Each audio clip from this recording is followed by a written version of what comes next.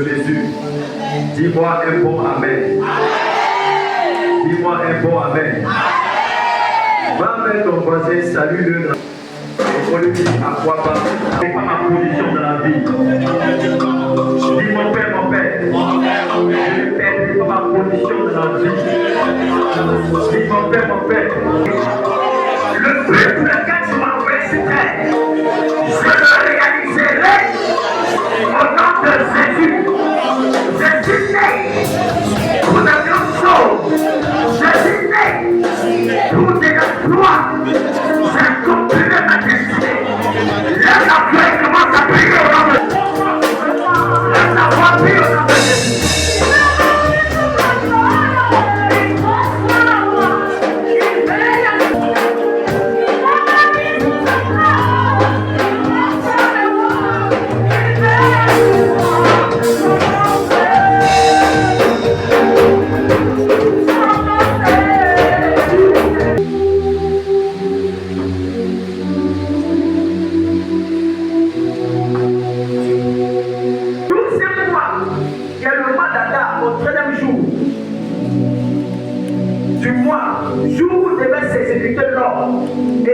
Où les ennemis des Juifs avaient espéré dominer sur eux, mais ce fut le contraire qui arriva et les Juifs dominaient sur eux. Il dit le jour où devait s'exécuter l'ordre et l'édit du roi. Il y a un ordre et un édit qui a été prononcé contre ta vie durant cette belle année. Sans la musique là, ça fait un peu. Vous savez, moi je veux quelque chose. Attendez, que ce programme de mort contre ta vie, contre tes enfants, soit entièrement révoqué. Tu ne seras pas le bouton de sacrifice de la fin d'année. Je ramène les bénéficiaires avec ça. Tu ne seras pas le bouton, le poulet de sacrifice. Tu seras le fils de l'homme de Jésus. Jamais placé mon père, par le feu, par la force. Je révoque et j'annule tout programme de mort contre ma famille, contre ma destinée, par la force de Dieu.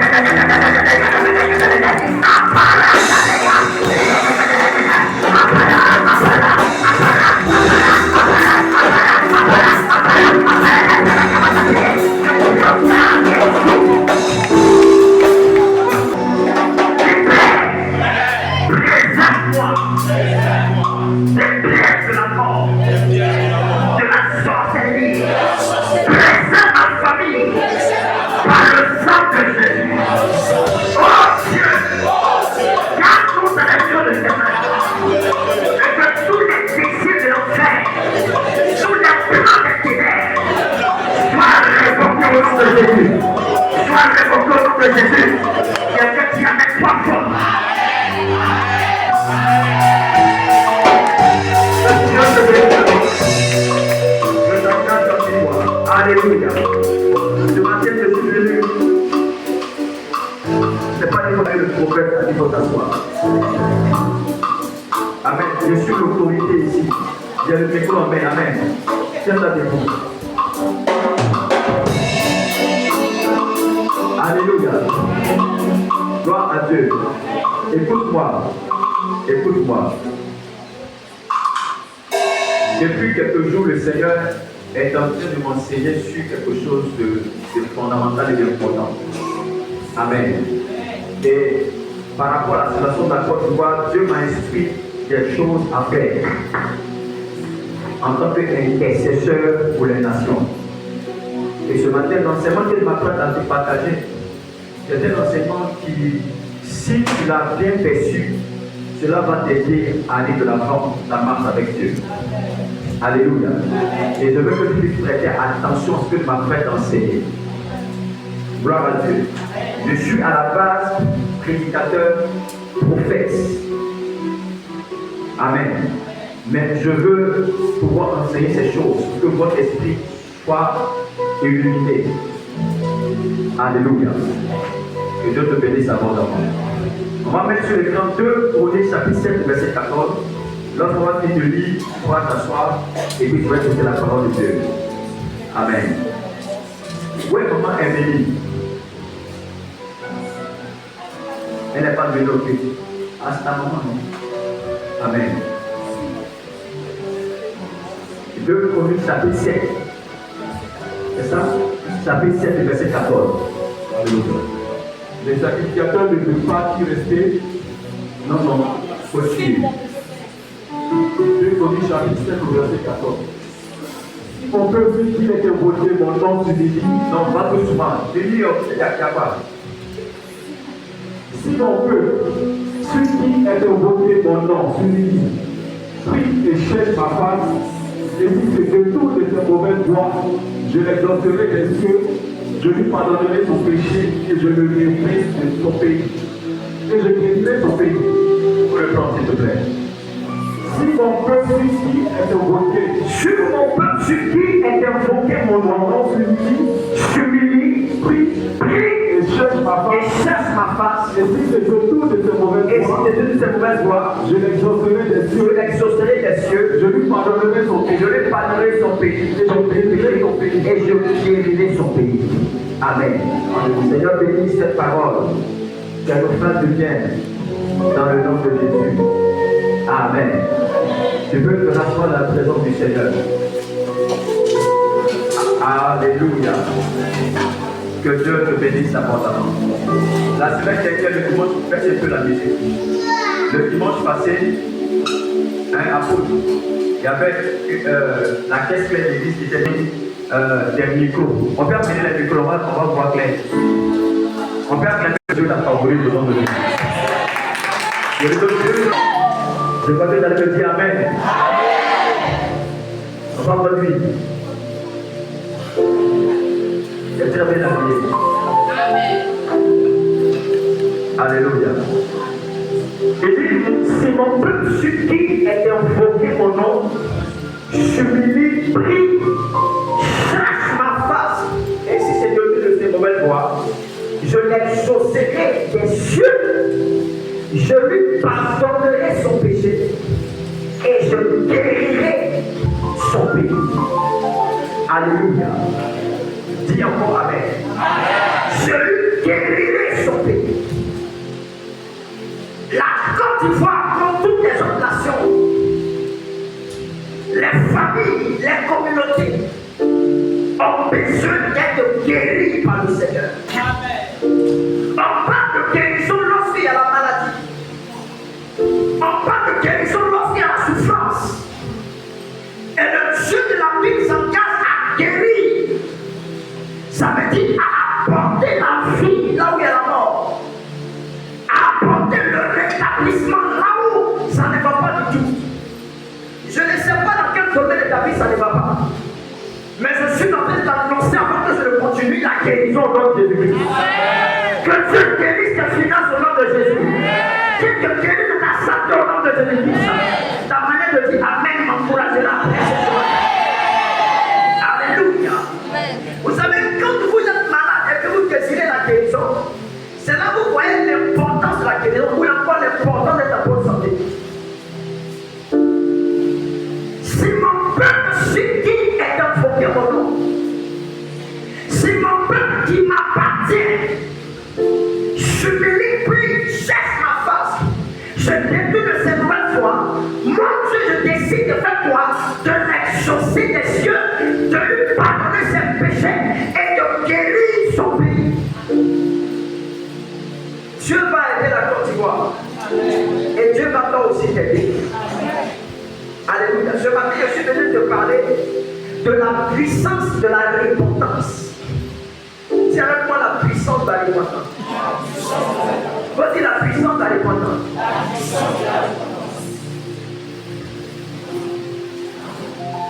Je ne vais peut-être pas ce matin relâcher beaucoup de paroles prophétiques dans ta vie.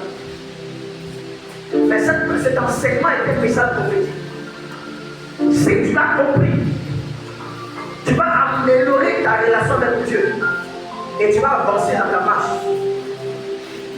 La puissance de la repentance. Parce qu'il y a un secret. Lorsqu'on est habité par un esprit de repentance, il y a une bénédiction à marcher dans la pensée de la repentance. Beaucoup de gens prient, ne sont pas exaucés. Beaucoup de personnes meurent et ne sont pas restaurées. Parce qu'il y a dans leur vie des péchés qui sont non confessés, des péchés pour lesquels ils ne sont pas repentis. Et parce qu'il n'y a pas eu de repentance, la guérison tant attendue tarde à venir. La restauration tant attendue tarde à venir. Quand on parle de repentance, on n'est pas seulement en train de parler de péché, mais on est en train de parler de beaucoup de choses que ce matin, par la grâce de Dieu, tu comprendras. Et ta vie avancera au nom de Jésus-Christ. Dis-moi encore Amen. La repentance d'abord, c'est que tu dois savoir. C'est l'acte d'abandonner son péché. La repentance, c'est le fait de chercher la face de Dieu pour une désobéissance, pour un péché. Tu cherches la face de Dieu afin d'obtenir miséricorde. Alléluia. Vous savez, dans la vie, pour un besoin de miséricorde, les anglophones appellent ça merci. Amen et amen. Ils appellent ça merci. Ça veut dire que tu es dans une position de péché, une position où tu as désobéi à Dieu. Et tu as besoin de la miséricorde de Dieu, que la faveur de Dieu se déploie dans ta vie, afin de mettre fin à ta souffrance. Au Nigeria, il y a une femme qui, parce qu'elle tombait amoureuse du pasteur,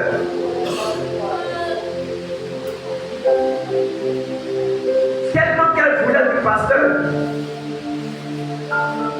et que le pasteur ne voulait pas d'elle, elle avait dit que le pasteur a abusé d'elle. Elle a dit ça au grand pasteur, que le pasteur là, il a abusé de moi. Elle a menti sur le pasteur. Et parce que ça arrivait comme ça, toute la classe dirigeante de l'église, ils ont censuré le pasteur. Et ils l'ont levé du siège pour l'emmener dans un village. Un village quelque part comme Poroko ou bien c'est pas Tenguela qui est pas la frontière de la Côte d'Ivoire et du Mali quelque part là-bas, au Nigeria. Le pasteur est arrivé là-bas avec sa femme et ses enfants dans la souffrance. Tellement qu'il y a, c'est dur là-bas, c'est compliqué là-bas. Tellement que la vie, le ministère est difficile. Le pasteur est obligé de faire les chants, de faire les travaux champêtres pour qu'il puisse nourrir, il fait passer la musique. Il est obligé de faire un peu de chants, de faire les travaux champêtres pour subvenir aux besoins de sa famille. Et c'est dans cette souffrance, c'est bon maintenant, il a versé du temps. Amen. C'est dans cette souffrance-là qu'il n'avait même pas de quoi à payer le dû de ses enfants. Même pas de quoi prendre soin de sa famille. Et la femme qui a menti sur lui a commencé à avoir des problèmes dans sa vie. Elle s'est rendue compte que c'est parce qu'elle avait menti contre un moyen de Dieu qu'elle a commencé à avoir des problèmes dans sa vie. Elle a perdu son travail. Elle a perdu ses affaires. Elle a perdu tout ce qu'elle avait. Et elle est venue à l'église dire au grand pasteur que les gars, j'ai menti sur le pasteur. J'ai menti sur le pasteur. Quand personne n'a menti sur lui. On dit quoi, tu as menti sur lui? Tu as menti sur lui et ton mensonge nous a amené nous à mal nous confronter avec le pasteur. Et la femme, elle cherche maintenant pour le pasteur dans tout le pays. On dit qu'il est quelque part dans un village là-bas. Elle prend la voiture, elle s'en va. Elle descend, elle prend une autre voiture, elle s'en va. Elle descend, elle prend une autre voiture, après elle s'en va. Quand elle arrive à destination. Quand elle arrive dans le village, elle cherche le pasteur. On dit qu'il n'est pas là, il est au champ. Le pasteur aussi, il est vraiment un villageois. Elle arrive dans le champ, on indique. Elle arrive jusqu'au champ du pasteur. Elle retrouve le pasteur, elle a porté son habit champêtre, transpirant, en train de travailler les bus. Quand elle voit le pasteur la voit. Le pasteur commence à couler des larmes. Il dit, regarde ce que tu as fait de ma vie. juste parce que tu avais une ambition. Regarde ce que tu as fait de moi. Regarde la souffrance dans laquelle tu m'as mis. Mes enfants ne sont pas scolarisés. Ma femme m'a abandonné. Aucun fidèle ne vient à l'église. Regarde comment je suis devenu à cause de ton mensonge. Le pasteur a commencé à couler les larmes. Elle dit, Man of God, please, have mercy. Faut me faire miséricorde, faut me faire grâce. Faut me pardonner. Le pasteur dit, je peux moi t'aider à pardonner. Mais je ne sais pas si Dieu va te pardonner. Quand elle est revenue, elle a fait un accident, elle est décédée. Pourquoi j'enseigne sur la repentance? Parce que la mairesse doit se repentir. Parce que le peuple, la mairesse doit se repentir. Pourquoi j'enseigne sur la repentance? Parce que le peuple de Côte d'Ivoire doit se repentir. Parce que la famille doit se repentir. Parce que la communauté doit se repentir. Il y a des choses qui ne fonctionnent pas bien. Parce que nous n'avons pas encore compris qu'il faut que nous puissions nous repentir. La repentance est la clé pour accéder aux grâces et aux faveurs de Dieu. Dieu n'exauce pas, Dieu ne guérit pas, Dieu ne relève pas, parce qu'il y a des choses que nous faisons, que nous ne prenons pas le temps de nous repentir pour cela. Dieu n'a pas de problème à bénir, à restaurer. Mais ton problème, c'est qu'il y a 2 ans en arrière, tu as fait un vœu que tu n'as pas accompli. Ton problème, c'est qu'il y a quelque temps, tu as pris un engagement que tu n'as pas respecté. Il y a une parole, tu as menti sur quelqu'un, tu as fait un faux message, un faux témoignage envers quelqu'un, quelque chose que tu as commis comme acte, qui est resté dans le passé, que tu n'as pas pris le temps de te repentir tout cela. Quand on dit que tu vas prospérer, tu dis Amen. Quand on dit que tu vas voyager, tu dis Amen. Quand on dit que tu vas voyager, tu dis Amen. Mais ce qui est annoncé comme prophétie de ta vie peut être confronté à un péché que tu as commis, à la confession que tu as eu hier, qui est l'obstacle de l'accomplissement de la prophétie. Si je prends ici des gens et je leur demande quelles sont les prophéties qu'on a reçues, beaucoup vont citer beaucoup de choses. Ils vont dire que Dieu la prophétie a reçu quelque chose. Mais ce que j'ai reçu là jusqu'ici, est-ce que c'est encore accompli dans ta vie? C'est ça la véritable question. La repentance vient du mot grec métanoïa qui veut dire changement. Changement. Si le changement ne vient pas, la transformation ne viendra pas. Si le changement ne vient pas, le miracle ne se manifestera pas. Dieu n'a pas de problème à te bénir. Dieu n'a pas de problème à te lever. Le problème que tu as avec Dieu, c'est qu'il n'y a pas encore eu de changement profond dans ta vie. Passez une journée avec le peuple de Dieu, vous allez vous rendre compte que des gens qui sont tout le temps en train de parler des frères et des sœurs, tout le temps en train de médire des pasteurs, tout le temps en train de mépriser des choses dans la maison de Dieu. La manière dont nous servons Dieu, la manière dont nous faisons l'œuvre de Dieu, si nous faisions l'œuvre de Dieu sur la pensée de Dieu, sur le cœur de Dieu, vous verrez cette église devenir une église très puissante. Très puissante. J'étais très en colère il y a quelque temps. Parce que nous faisions des programmes. J'ai énuméré près de 60 à 70 personnes qui, depuis que nous avons commencé à prendre le prophète, à commencer par la collaboration, à travailler, j'ai énuméré près de 60 à 70 personnes qui ont déjà visité l'église, qui ont déjà participé au culte. Mais vous êtes ces personnes que Dieu vous a envoyées.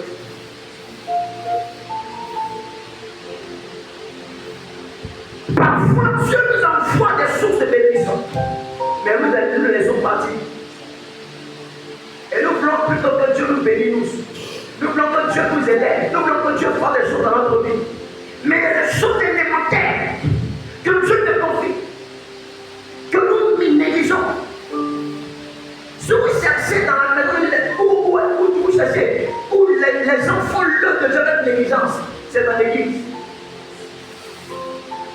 Il faut l'homme de Dieu avec une telle négligence, une telle paresse. L'affaire là, c'est pour l'apôtre. L'affaire là, c'est pour les pasteurs. Même les pasteurs eux-mêmes. L'affaire là, c'est pas pour moi, c'est pour Jésus. Avec une négligence qui ne dit pas son nom, une paresse qui ne dit pas son nom. Parfois, nous voulons que Dieu nous bénisse. Nous voulons que Dieu nous élève. Mais la manière dont tu fais l'œuvre de Dieu, là, tu penses que Dieu, normalement, peut te bénir pour ça. Un chrétien qui ne se soucie pas de l'église, de gagner des âmes, qui ne se soucie même pas de l'œuvre de Dieu, qui fait l'œuvre de Dieu avec une négligence, une paresse. Dieu ne peut pas guérir. Dieu ne peut pas restaurer. Dieu ne peut pas rétablir. Dieu ne peut pas agir. Pourquoi? Parce que nous ne sommes pas en train de faire ce que son cœur veut que nous fassions. Ce matin, je serais dur, si tu as passé après moi, je vais te demander pardon. Est-ce que tu me comprends ce matin? Est-ce que tu me suis ce matin?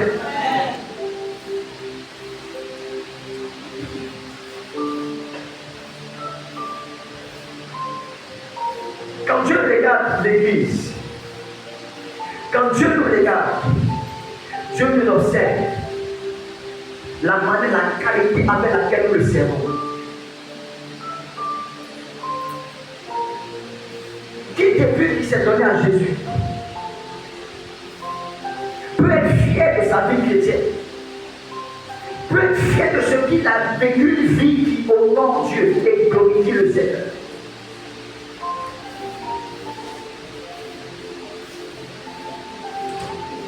Amen. Amen et amen. Le péché, c'est la désobéissance à Dieu. Le péché, c'est connaître le bien et ne pas le faire. Savoir que telle chose, c'est bien pour la maison de Dieu, pour le royaume de Dieu, mais tu ne le fais pas. C'est ça que le péché. Et quand tu sais que le bien, c'est le bien que tu ne le fais pas, tu es en train de pécher. Tu es en train de manquer le but. Parce que le mot péché vient du grec amasia, qui veut dire manquer le but. Le but pour lequel tu t'as fait sauver, c'est pas ce que tu es en train de faire. Le but pour lequel tu es membre de cette église, c'est pas ce que tu es en train de faire. Regardez comment est-ce que les sièges de l'église sont vides. Vous allez tout mettre sur l'élection en Côte d'Ivoire. Vous avez dit après le verset, on a fini le verset. Ils sont encore là, ils ont peur. Si quelque chose va se passer, rien ne va se passer.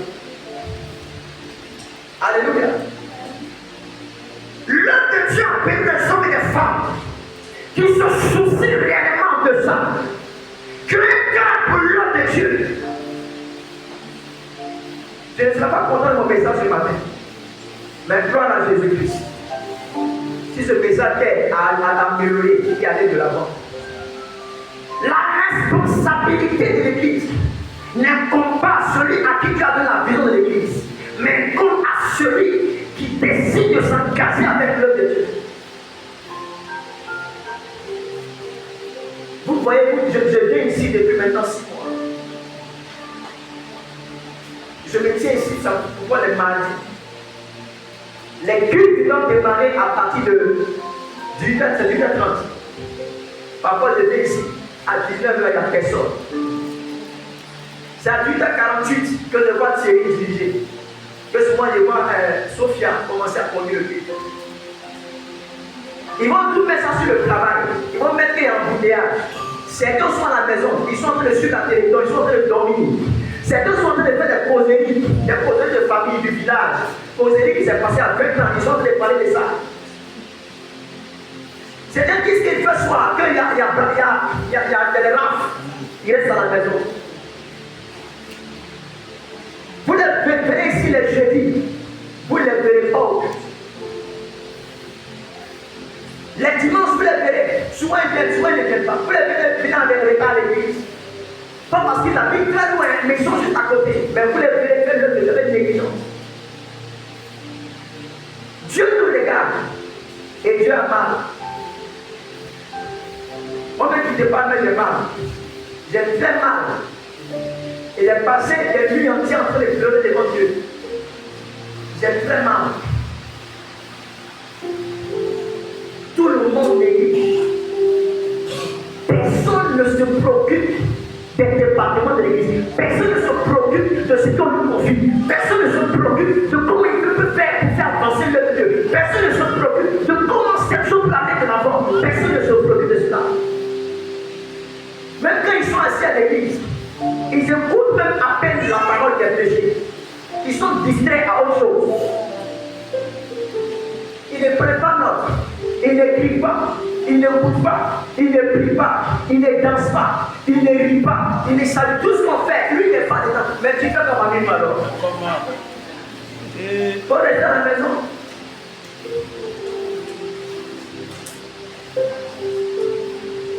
La repentance, c'est le changement.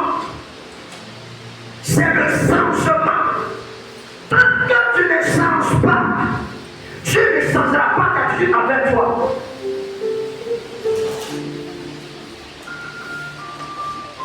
Amen. Adam et Ève ont péché. Ils ont perdu les années d'éternité. Pas seulement les années d'éternité, mais ils ont perdu la présence de Dieu. Ils ont péché, ils ont été chassés du jardin.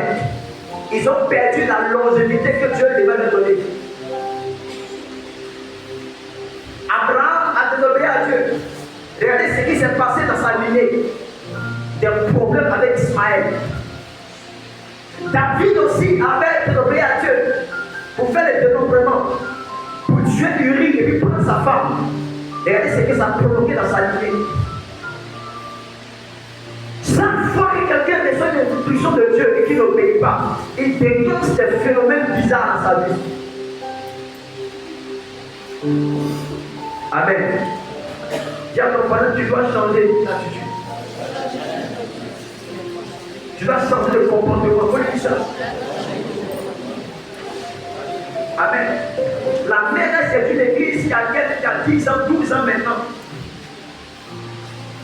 Qui est ici à la mère depuis 10 ans? Lève ta main. Tous ceux qui ont 10 ans de chrétienté à la mère, lève ta main, je vais te voir. Je vais voir ton visage.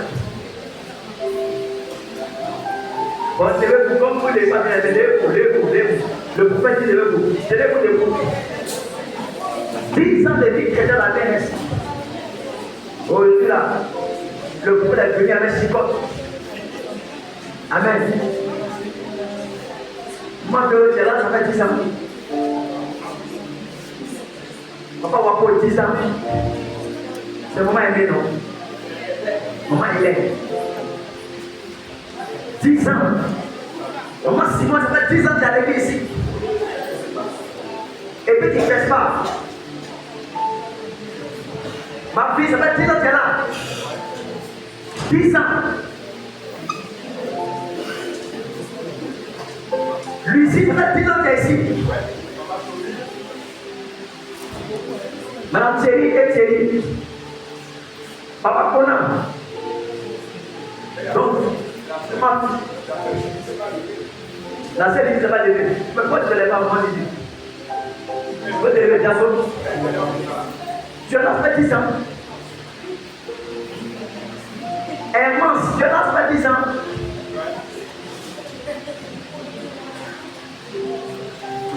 Que Dieu vous bénisse pour votre loyauté à l'église.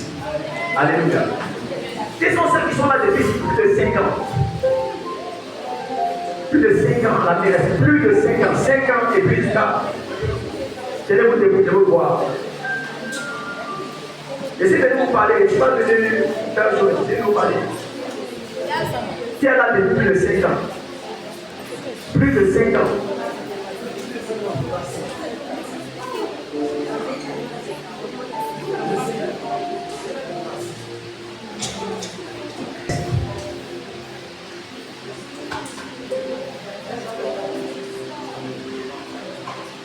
Amen. Ce sont les éléments du pasteur. Qui parmi vous est chrétien depuis moins de 5 ans ici à la mairesse? Moins de 5 ans. Tiens là depuis que je te vois. Alléluia. Alléluia. Pourquoi je te demande ton ancienneté ou ton âge dans l'église? Parce que en fait, tu dois faire ce qu'on appelle une évaluation, une auto-évaluation. Tu dois t'évaluer. Et à partir de ton évaluation, tu dois chercher donc à produire un changement. Yes. Tu ne peux pas être dans l'église depuis 10 ans et puis continuer à te plaindre. Tu ne peux pas être dans l'église depuis 5 ans et puis continuer à te plaindre. Tu ne peux pas être membre d'une église et ne pas favoriser la croissance de l'église. Tu ne peux pas être membre d'une église et ne pas contribuer à faire avancer l'œuvre de Dieu. Alléluia. Gloire à Dieu. Parce que le Seigneur Jésus nous récompensera sur la base de notre travail. Oui, Dieu va te récompenser sur la base de ce que tu auras fait pour son royaume. Et dans l'église de Dieu.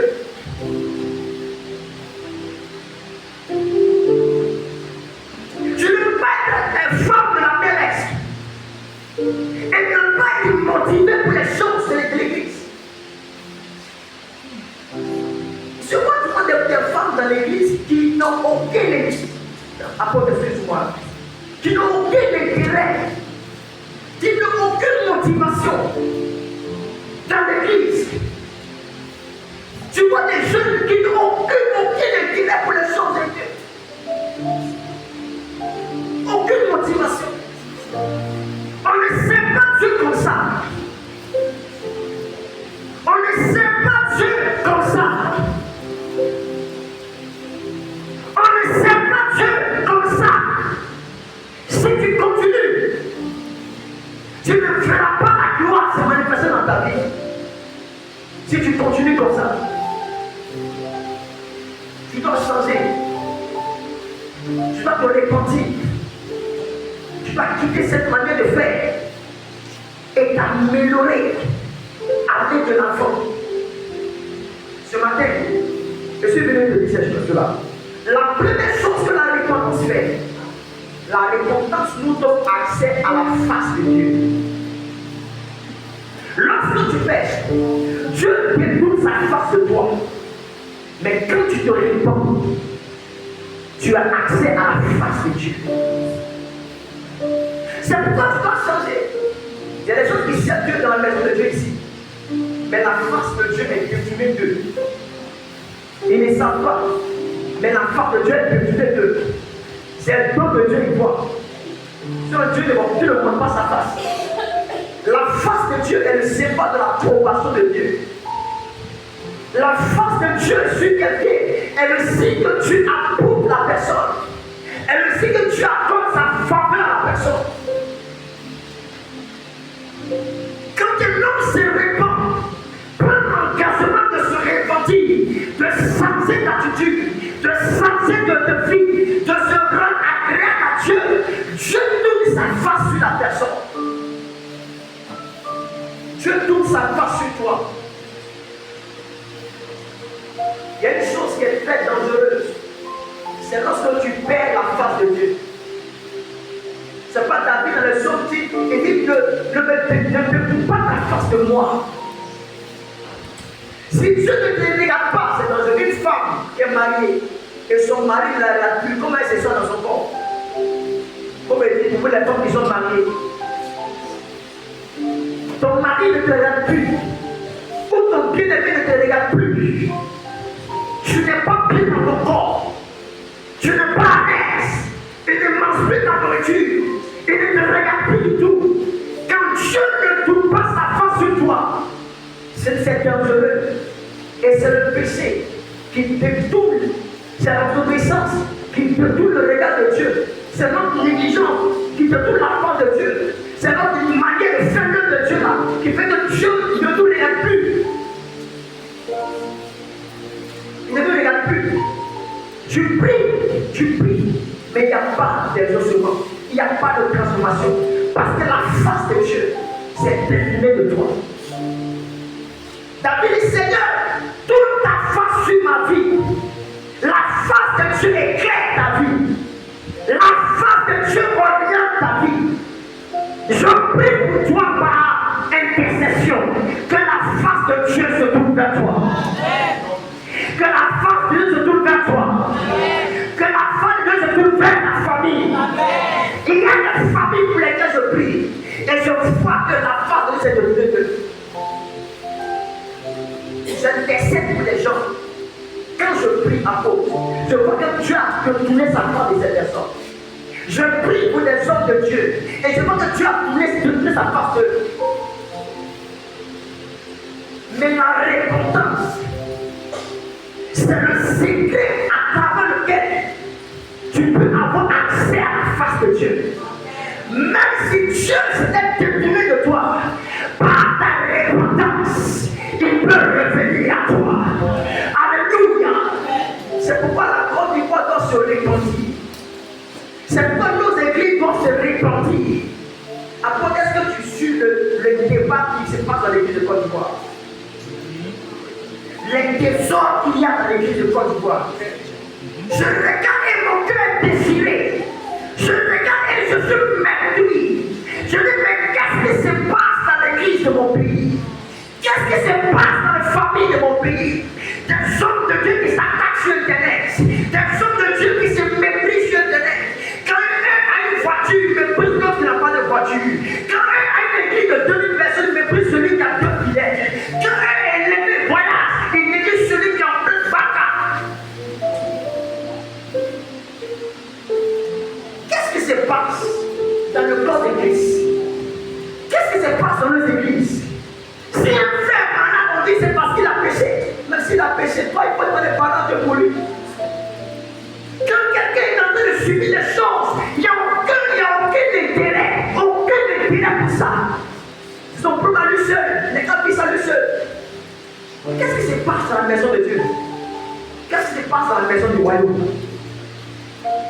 La repentance est ce vers lequel nous devons tourner nos regards. Nous repentir pour que Dieu nous fasse grâce, que nous puissions voir sa face être à l'œuvre dans notre vie. C'est trop important, amen, amen. La face de Dieu. La face de Dieu. La face de Dieu. Alléluia. La première fois que Dieu m'a fait la grâce d'avoir une vision et de voir, j'étais à genoux, j'étais en train d'adorer le Seigneur. Et puis subitement, j'ai eu une vision, mes yeux sont ouverts comme ça. Et j'ai vu quelqu'un arrêté devant moi. Il avait porté une robe, une tunique. J'ai vu les pieds. J'ai vu des trous dans ses pieds, des blessures dans ses pieds. Et j'ai su que c'était Jésus. Donc quand j'ai levé la tête, j'ai la vision pour voir le visage. Je suis arrivé ici. J'ai vu les bras. Je n'ai pas réussi à regarder le visage. Parce que le visage rayonnait de gloire. Sa face était trop glorieuse que mes yeux ne peuvent plus voir sa face. Quand Dieu tourne sa face sur toi, les ténèbres de ta vie sont dissipées. Quand Dieu tourne sa face sur toi, l'obscurité est chassée. Quand Dieu tourne sa face sur toi, aucune ténèbre ne peut dominer ta vie, ta destinée. Deuxième chose qui s'est faite, quand tu te répands, la repentance provoque l'exaucement. Dieu exauce parce que nous décidons de nous repentir. Si vous ne vous repentez pas, vous ne verrez pas l'exaucement. Un jour, je suis allé voir l'un de mes papas. J'ai fait 21 jours de jeûne. Et puis je suis parti le voir pour qu'il puisse prier pour moi à la fin de mon 21e jour. J'ai dit, papa, je fais un jeûne, je finis bientôt. Mais je veux que tu puisses prier pour moi. J'ai dit 21 jours. Et le 21e jour, je suis parti. Tout affaibli par le jeûne. Je suis allé et dit, papa, faut prier pour moi avec mon enfant. Et je me suis mis à genoux. Et puis il a commencé à prier. Quand il a commencé à prier, il s'est arrêté. Il dit, Étienne, que quand je prie pour toi, ma prière ne monte pas. Je sens que ma prière ne monte pas. Il y a comme une barrière qui empêche ma prière de monter. Parce que l'homme de Dieu, quand il prie, lorsqu'il est exaucé, il sait qu'il est exaucé. Tu sens ça? Il dit, quand je prie pour toi, je sens que le ciel est fermé sur ta tête. Que toi là, est-ce que tu n'as pas parlé de moi? Est-ce que tu ne m'as pas critiqué? Et je ne crois pas essayer de me critiquer, tu ne m'as pas critiqué. Parce que moi et mes amis, on parlait trop. En tout cas, il ne fait pas les choses bien. Mes amis et moi, on parlait de lui, on l'a grillé, on a fait son braisé, on a fait son soupe, lui, on a fait son affaire. Maintenant, il a oublié notre causerie qu'on a fait. Ça fait des mois. Maintenant, il jette et il vient prier pour toi. Donc, son côté prophétique, tu connais ça. Mais son comportement, il fait là, tu n'aimes pas. Je prie, il prie pour moi. Il dit, ma prière, il sent que sa prière bloque. Il dit, papa, il est pressé contre toi. Il dit, il faut te décontinuer d'abord. Demande pardon à Dieu pour ça. Et maintenant, ta prière sera exaucée. Il faut me voir ajourner devant son hôtel. Oh Dieu de mon papa. Il a pensé que mon papa pouvait pardonner. Il a dit, quand il a fini de prier pour moi, il m'a dit qu'on va, je vois une bénédiction venir vers toi. Quand il a fini de prier pour moi, on m'a offert en soirée un téléphone portable. Nouveau comme ça. Après ça, j'ai commencé à mes diplômes, parce qu'il faisait des diplômes. J'ai pu obtenir mes diplômes facilement, les choses ont commencé à faire. Pourquoi? Parce que ma repentance a provoqué mon exaucement. Tu n'as pas dit amen. Amen. André, je t'avais fait le message. Alléluia. Si tu ne te réponds pas, papa, qu'on a l'exaucement que tu recherches de quelque part. Tu exauces parce que nous nous répondons. Parce que ton péché est un blocage. Ton péché empêche que Dieu t'exauce. Dieu ne t'exauce pas dans un environnement où le péché, c'est pas en fait. Parfois, tu dois prendre le tour de te repentir régulièrement. L'un de mes amis, un jour, parlait, il dit qu'il est venu prier. Et pendant qu'il priait, Dieu ouvrait ses yeux, il a eu une vision. Il a vu une eau qui coulait. L'eau était très sale. L'eau était très sale. Et Dieu lui dit, tu ne t'es pas repenti du péché que tu commets en journée. Il dit, quel péché? Et puis Dieu lui dit, il faut te rappeler. Il était en train de réfléchir. Il a vu que dans le cours de la journée, il était en train de penser mal de quelqu'un. Le seul fait qu'il pensait mal de la personne, Dieu a été offensé par ça. Et c'était le péché qu'il avait commis. Ce n'est pas l'eau qui était le symbole de son âme était souillée. Lorsque tu penses mal, lorsque tu parles, tu dis pas la vérité, tu mens. Lorsque dans ton attitude tu pêches, lorsque tes intentions sont impures, écoute, tu suis ton âme et tu empêches l'exaucement de tes prières. Est-ce que je passe ce matin à quelqu'un? Troisième chose, la repentance te sauve de la colère de Dieu. La repentance te sauve de la colère de Dieu. Parce que Dieu juge, il juge le péché. Dieu frappe, et il frappe le péché. Il y a des pasteurs que tu as frappés. Il y a des églises que tu as frappées. Il y a des gens, vous savez, quand on parle de l'amour de Dieu, les gens pensent que dans l'amour de Dieu, il n'y a pas de jugement. Dieu n'a pas frappé. Vous n'avez pas que Dieu frappe. Vous n'avez pas que Dieu juge. Dieu juge. Ce n'est pas parce que dans le temps de la grâce que Dieu ne juge pas. Dieu peut te juger et Dieu peut fermer des portes dans ta vie. Il y a des personnes sur lesquelles Dieu a fermé le ciel. Vous ne les savez pas? Même certains hommes de Dieu qui prient pour vous. Il y a des gens que le ciel est fermé sur les vies. Ils sont sur les jugements. C'est pourquoi on ne s'associe pas avec tout le monde. On ne reçoit pas tout le monde dans sa maison. Amen. Un jour, il y a un monsieur qui est parti rendre visite à quelqu'un. Dès qu'il est entré avec le propre en même temps.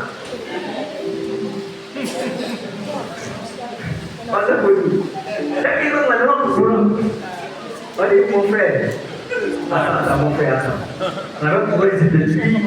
Mais dès qu'il est rentré en même temps, on va couper.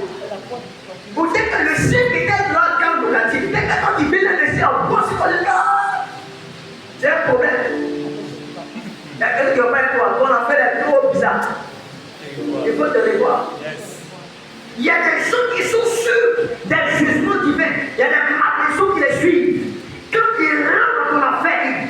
affaires. Quand il rentre ta vie, il plante ta vie. Quand il rentre, il laisse un mauvais parfum, une mauvaise odeur dans ta vie. Ça empoisonne automatiquement ta vie parce qu'ils sont sous la colère de Dieu. Jonas avait ce problème-là. Il était sous le jugement de Dieu. Il entrait dans un bateau et les gens passaient des problèmes. Parce que la colère de Dieu était sur lui. Il fallait qu'il se réponse pour que la tempête puisse s'apaiser. Est-ce que vous comprenez ce que je veux dire? La tempête était le symbole de la colère de Dieu. Dieu était en colère à cause de lui. Les gens ont perdu leur cargaison. Ils ont perdu les affaires. Ils sont allés à Dubaï prendre des marchandises pour aller vivre à Abidjan. Mais à cause de toi, ils ont perdu toutes leurs marchandises dans la mer. Jonas, parce qu'il refusait d'aller prophétiser. Et donc, son manque de repentance a fait que la colère de Dieu s'est abattue sur le bateau. Lorsque tu n'es pas en train de repentir, tu t'exposes à la colère de Dieu. Tu t'exposes au jugement de Dieu. Alléluia. Et Dieu peut rendre une église stérile qui refuse de se repentir. Dieu peut rendre une famille stérile qui refuse de se repentir. Dieu peut empêcher qu'on soit productif parce que nous préférons de nous repentir, de changer de mentalité, de changer d'attitude et d'aller l'accord avec le Seigneur. Dis Amen. Dis encore Amen. La repentance, quelque chose de reconnaître au Saint-Esprit. Ce message-là, je ne l'ai jamais prêché quelque part. Si tu as entendu quelque part, c'est que c'est le prophète qui a prêché ça. Ou peut-être c'est la deuxième fois qu'ils sont prêché là-bas. La repentance se reconnaît au Saint-Esprit. Quand tu pèches et que tu réponds, tu te reconnais au Saint-Esprit. Parce que le péché attriste le Saint-Esprit et fait qu'il s'éloigne de toi. Mais quand tu te réponds, il y a une reconnexion qui se crée entre le Saint-Esprit et toi. Yes. Il y a une reconnexion. Et la vie chrétienne sans le Saint-Esprit, c'est amusement. La vie chrétienne sans le Saint-Esprit, c'est amusement. C'est le Saint-Esprit qui rend efficace notre vie de prière. C'est lui qui rend efficace notre vie spirituelle. Sans le Saint-Esprit, tu n'es rien. Parce que chacun de nous ici a une faiblesse, a un défaut, tu as un lourd comportement. Si le Saint-Esprit ne t'aide pas, tu ne vas pas t'améliorer dans ta vie. Les gens comme nous, comme ça, ne t'aident pas là avant. On ne restait pas tranquille. Mais si tu n'as pas rencontré le Saint-Esprit, tu ne vas pas être transformé, tu ne vas pas te changer. C'est lui qui fait que l'envie de la boisson te quitte, l'envie de la cigarette te quitte, l'envie du péché te quitte. C'est le Saint-Esprit qui t'aide. Et chaque fois que tu pêches, tu l'attristes et tu l'empêches de revenir dans ta vie. Lorsque tu te réponds sincèrement, ce qui se passe dans ta vie, c'est que tu es reconnecté au Saint-Esprit. La repentance a quatre fois. D'abord, il faut reconnaître son péché. Deuxièmement, il faut regretter ton péché. Troisièmement, il faut confesser ton péché. Et quatrième chose, il faut abandonner ton péché. Donc, quand tu te réponds là, tu dois d'abord reconnaître ta péché. Il y a des femmes qui sont avec leur mari là. Si la femme elle ne va jamais reconnaître qu'elle a mal fait. Les femmes sont très fortes dans ça. Si je me trompe, arrêtez-moi. Elle ne va jamais reconnaître qu'elle a tort. Ou encore le monsieur va jamais reconnaître qu'il a tort. La repentance commence quand tu reconnais et que tu regrettes. Il y a des gens qui ont mal fait, mais ils ne regrettent pas ce qu'il a fait. Tu sais que tu as mal fait, et puis tu n'as aucun regret. Ton pardon là, tu ne l'auras pas. Ce n'est pas un bon pardon. La repentance sincère, elle commence avec le fait de reconnaître, la reconnaissance de ce qu'on a fait et le fait de regretter. Il faut regretter ce que tu as fait. Il faut regretter. Tu t'as regretté, il faut maintenant confesser, il faut avouer. La Bible dit celui qui avoue ses transgressions obtient miséricorde, mais celui qui les cache, c'est pas. Il a besoin de quoi? Bon, j'ai paraphrasé le verset. Celui qui cache les prospères points. Et si celui qui avoue les laisse obtient miséricorde. obtiens miséricorde. Obtiens miséricorde. Si tu ne te réponds pas, tu ne pourras pas obtenir miséricorde. Si tu ne te réponds pas, tu ne pourras pas expérimenter ce dont les gens te parler. Dis Amen. Est-ce que tu peux continuer ce matin? Le Saint-Esprit nous aide à améliorer notre vie chrétienne. Et la réponse, nous reconnaître le Saint-Esprit. Car c'est quelque chose. Le Saint-Esprit nous donne accès au trésor de Dieu. Pardon, la repentance donne accès au trésor de Dieu. Au trésor de Dieu. Et l'un des trésors de Dieu, c'est la révélation. La Bible, le Seigneur dit à moi les choses cachées. Amen.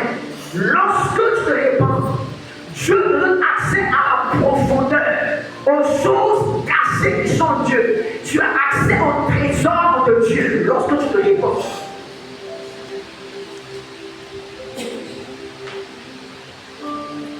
C'est quand le Saint-Esprit me pousse à t'enseigner sur la repentance. Pour que désormais, tu puisses prendre très au sérieux non seulement ta vie avec Dieu, mais que tu puisses savoir ce qu'il faut faire quand tu as péché contre le Seigneur. Dis Amen d'avance. Dis Amen d'avance. Sixième chose, le Saint-Esprit, la repentance produit la joie au ciel. La repentance produit la joie au ciel. La Bible, il y a la joie au ciel quand une âme se répand. Quand quelqu'un se répand, il y a la joie au ciel. Quand un pécheur se répand, Dieu est content. C'est pas ça? Luc 15, verset 7. Dieu est content, les gens sont contents parce que quelqu'un, une soeur dans l'église, une soeur qui veut mal, un frère qui était bloqué, il s'est repenti, il a changé, il y a la fête au ciel. C'est pas Dieu aime l'évangélisation. Dieu aime l'évangélisation. Dieu aime quand on gagne les âmes. Dieu aime quand on presse l'évangile, que les gens se convertissent. C'est que la mairesse doit comprendre qu'elle doit faire en sorte que les vies se répandent, que les gens changent de vie. Quand tu refuses d'évangéliser, c'est ce que ça veut dire. Que tu as le remède contre une maladie, et puis tu ne partages pas le remède. Tu as le médicament pour guérir le VIH. Tu as le médicament pour guérir l'AVC. Mais tu ne donnes pas le médicament aux gens. C'est ce que ça veut dire. Jésus est la solution du monde. Et puis toi, tu ne présentes pas Jésus au monde. De l'essence, ça ne les aide pas du tout quand les frères n'est pas en Christ. Quand ton pauvre frère, le sang, il fume, il boit, il est dans l'alcool, il est dans beaucoup de choses. Ça doit pouvoir te jeter. Il faut dire Amen. Il faut dire encore Amen. La repentance, c'est la clé de la longévité. C'est une des clés de la longévité. 2 Rois 20, verset 2 à 3. C'est l'une des clés de la longévité. Qu'est-ce qui s'est passé avec le roi Ézéchias? Il devait mourir. Il devait mourir. Même parce qu'il s'est repenti. Laetitia, parce qu'il s'est repenti. Dieu a fait quoi? Dieu a ajouté encore des années à sa vie. Si tu ne te réponds pas, tu n'auras pas l'occasion d'avoir une vie prolongée. Parce que Dieu prolonge tes années de vie lorsque tu comprends la valeur de la repentance. Tu dois apprendre à vivre une vie de repentance. Yes.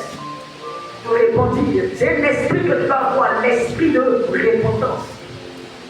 L'esprit de repentance. David avait cet esprit de repentance.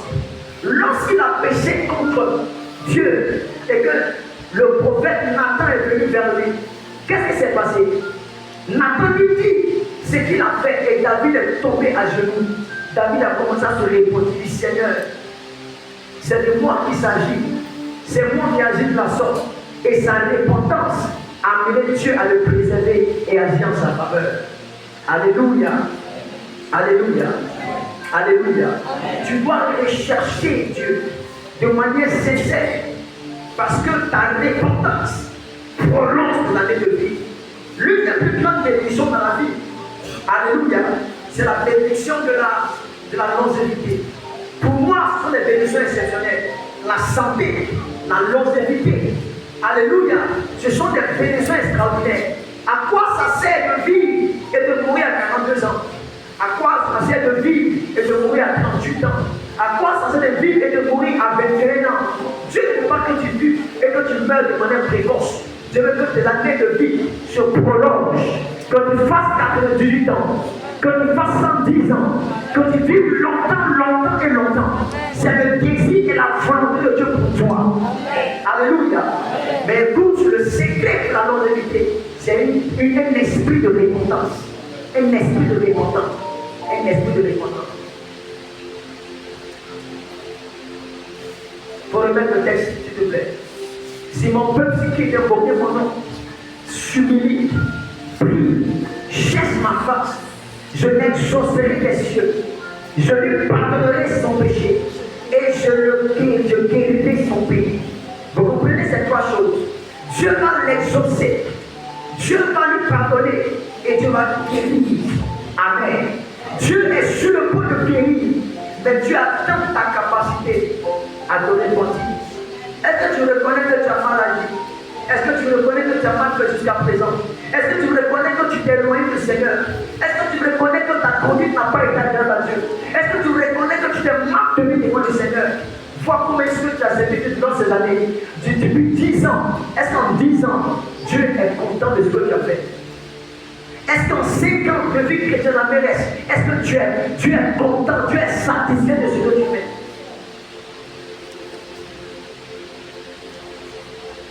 Alléluia. Le rôle d'un prophète n'est pas seulement de prophétiser. Je vous dis bibliquement le rôle d'un prophète. Chaque fois que Dieu envoie des prophètes dans la Bible, c'est pour amener le cœur des hommes vers Dieu. Les prophètes ne sont pas d'abord ceux qui prophétisent. Le rôle d'un prophète est d'amener le cœur des hommes vers Dieu. C'est d'amener le peuple à la repentance. Le rôle d'un homme de Dieu, d'un prophète dans la Bible, est d'amener les hommes à la repentance. Et il vient, il leur dit, répentez-vous, car la colère de Dieu va s'abattre. Répentez-vous, car Dieu m'a jugé. Il va le dire pendant plusieurs jours, plusieurs semaines. Ceux qui auront compris et qui sont repentis expérimenteront la restauration de la préservation. Amen. Je ne peux pas te dire ces choses que tu vas voyager. Je ne peux pas t'emmener à Rouen si tu avances avec Dieu que de te dire que tu vas te marier. Parce que tu veux te marier. Les gens de ce monde-là, ils n'ont pas fait de Jésus, mais ils se marient. C'est vrai ou c'est faux? C'est vrai ou c'est faux? C'est vrai. Mes parents ont plus de. Mes parents ont 43 ans de mariage. Alléluia. Mon père, ma mère ne fait pas Jésus. C'est maintenant que ma mère est chrétienne. Ma mère s'est convertie il n'y a pas longtemps. Je pense qu'il y a maintenant 13 ans, 14 ans arrière et elle s'est convertie. Mais sinon, ils se voient qu'ils ont plus de 43 ans de mariage. Amen, amen. Mais ils ne sont pas du tout chrétiens. Ils ont maintenu leur mariage. Il y a des jeunes femmes qui se marient sans être chrétiennes. C'est dans cette voiture sans être chrétien. C'est sans construire une maison sans être chrétien. Donc les choses que tu recherches, même les gens de ce monde long, ce n'est pas là une bénédiction. La bénédiction que tu as, c'est Jésus. Jésus qui donne ta vie. Il faut dire amen. La bénédiction que tu as, que tu as Christ dans ta vie, et que ta vie est sécurisée, et que ta vie est la vie des yeux des ténèbres.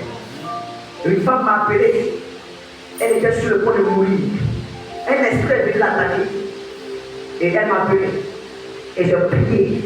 J'ai ordonné à ce démon, que ce soit sa taille, sa forme, qu'à partir d'aujourd'hui, qui s'éloigne d'elle, je l'ai chassé en même temps. Il est parti, il a plus jamais revenu de la vie de la femme. C'est un avantage qu'elle a. C'est Jésus qui peut faire ça. L'argent ne peut pas faire ça. Voiture ne peut pas faire ça. C'est Jésus qui peut accomplir cela. Recevant la guérison, c'est Jésus qui peut le faire. Amen, alléluia.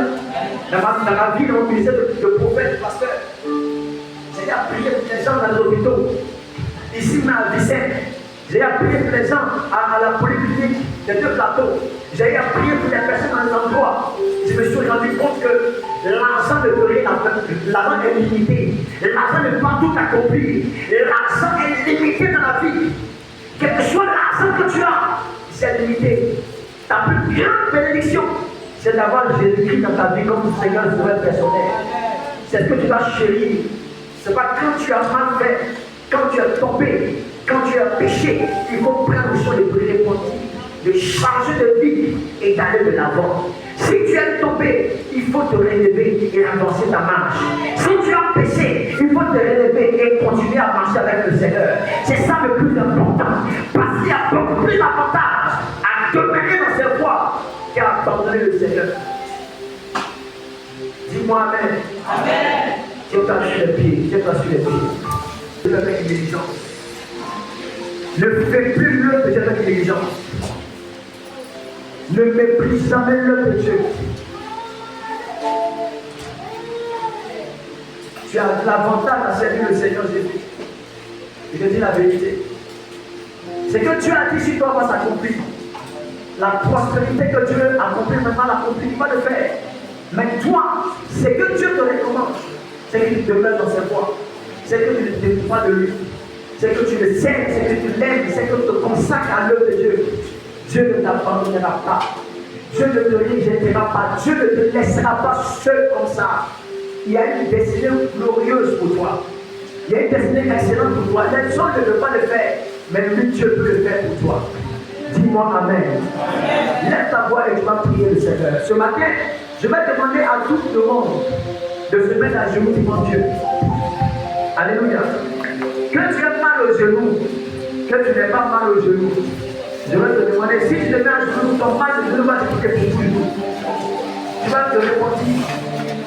Tu vas dire, personnellement d'abord. Après, on est parlant Dieu pour l'église. Après, parlant Dieu pour la Côte, pour le peuple de Côte d'Ivoire. Pour l'église de Côte d'Ivoire. Lève ta voix, prie. Demande pardon à Jésus. Pardon à Jésus. Demande pardon. Demande pardon. Silence. J'ai fait ton œuvre avec parler l'église. Chaque jour, quand tu me bénisses, je vais tellement me marier, tellement voyager, tellement être élevé, mais que je néglige ton œuvre. Je cherche tellement l'argent que je néglige l'œuvre de Dieu. Seigneur, vois comment je suis. Tellement que je suis porté vers des choses qui t'éloignent de toi. Vois comment je suis, Seigneur. Vois comment je suis, Seigneur. Tellement focalisé sur mon mari, focalisé sur, Seigneur, les choses. Comment je suis. Demande le pardon pour tes péchés. Réponds-toi devant Dieu. Implore la grâce de Dieu pour tes péchés personnels, pour tes actes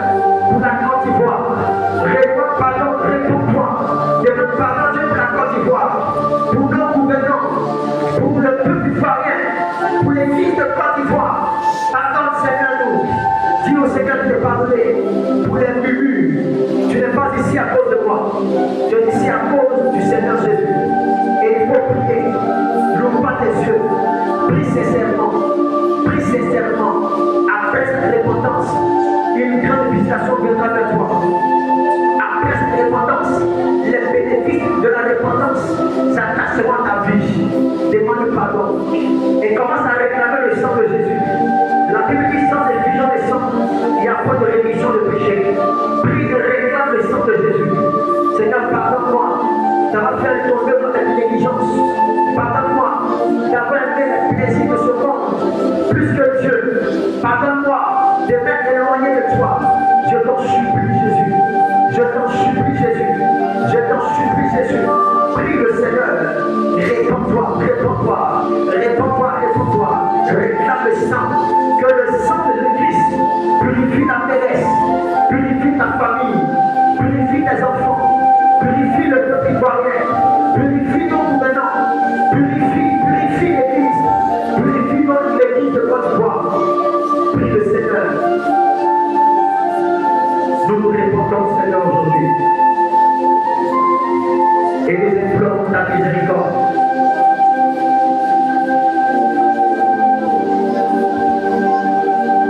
Au nom puissant de Jésus.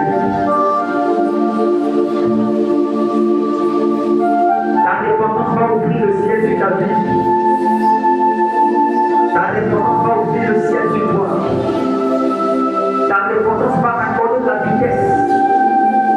Ta repentance va débloquer ta méditation. Ta repentance va te propulser plus loin. Demande de purifier tes pensées. De purifier tes pensées, ta langue. Qui purifie ta langue, qui purifie tes pensées. Qui purifie ton cœur. Qui lave ton âme aujourd'hui. Qui n'y a plus de condamnation pour toi devant la face de Dieu. Que sa miséricorde se manifeste pour toi.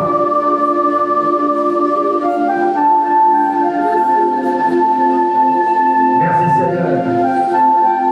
Au nom de Jésus. La Bible dit si nous confessons le péché, Jésus est juste pour nous pardonner et de nous purifier de toute iniquité. Nous sommes pardonnés au nom de Jésus. J'ai passé le pied s'il te plaît. Nous allons faire deux prières. Nous avons dit au Seigneur aujourd'hui, crée en moi un cœur pur et un esprit bien disposé pour te servir. Crée en moi un cœur pur et un esprit bien disposé. Lève la voix et commence à prier maintenant. Prie s'il te plaît. Prie s'il te plaît. Prie s'il te plaît. Crée en moi un cœur pur et un esprit bien disposé.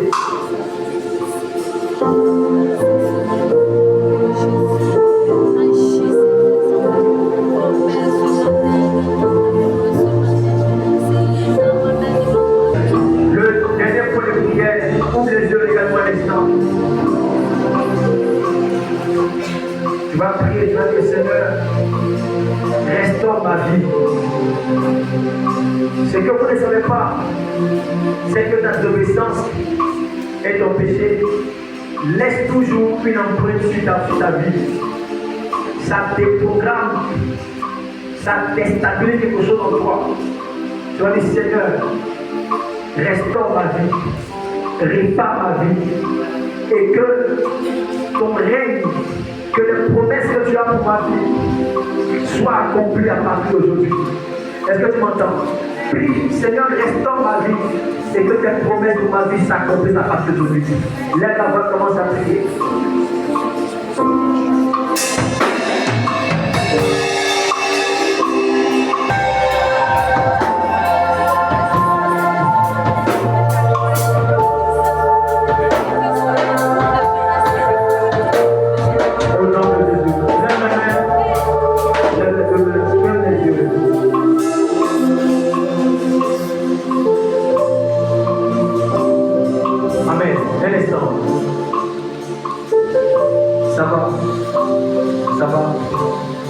Jésus, Père, interviens pour ton peuple à partir d'aujourd'hui.